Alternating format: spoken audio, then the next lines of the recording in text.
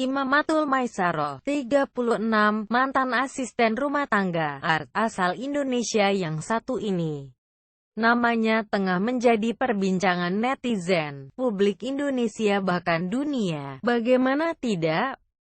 Wanita kelahiran Malang 20 Maret 1980 itu sejak Desember 2015 lalu diangkat menjadi anggota Dewan Penasihat Gedung Putih alias Penasihat Presiden Barack Obama.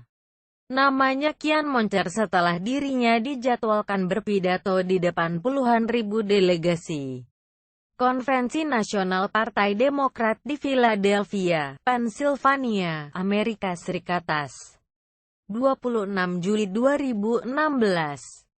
Bagaimana bisa seorang Ima, panggilan akrabnya, yang merupakan sulung dari 3 bersaudara, putri pasangan Turio, 54, dan Alimah, 50, ini bisa menjadi orang Gedung Putih, bahkan menjadi bagian dari Konvensi Nasional Partai Demokrat? Sebagaimana dilansir berita Jatim.com, Ima pernah mengenyam bangku Madrasah Aliyah Ma Khoiruddin Gondanglegi.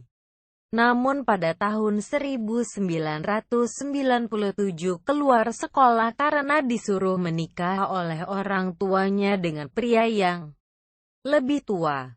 Ia kabur, namun kemudian berhasil ditemukan oleh orang tuanya dan dipaksa menikah. Namun akhirnya bercerai. Setelah bercerai, karena malu pernikahannya bubar di tengah jalan, ia memutuskan untuk mengadu nasib menjadi tenaga kerja wanita (TKW) di Hong Kong. Dan dari sinilah kisah perjalanan hidup Ima dimulai. Cita-citanya cukup sederhana, dengan menjadi TKW di Hong Kong ia ingin mengumpulkan pundi-pundi dolar untuk memperbaiki keadaan ekonomi di kampung halamannya yang serba pas-pasan. Tak terbersit sedikit pun dalam benaknya akan menjadi Sri Kandi hebat seperti sekarang ini.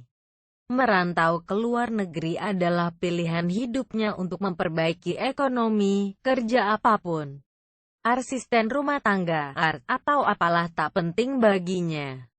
Terlebih dirinya sadar ia hanya berijazah setingkat SMP. Apalah artinya modal ijazah selevel itu? Ternyata berangkat ke Hong Kong pun tak semudah yang dia pikirkan.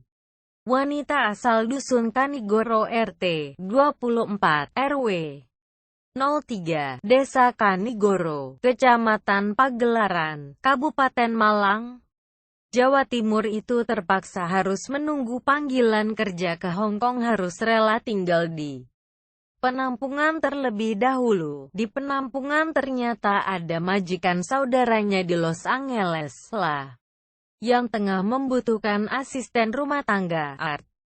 Dengan modal visa wisata, Ima pun berangkat ke Amerika bersama saudara sepupunya. Sesampainya di Amerika akhirnya Ima bekerja pada seorang warga Indonesia yang punya usaha di sana. Sayang, selama 3 tahun menjadi art, selain harus bekerja lebih dari 12 jam, ia sering mendapatkan perlakuan kasar dari majikan wanita, mulai tampar, ditendang bahkan dipukul menggunakan batu.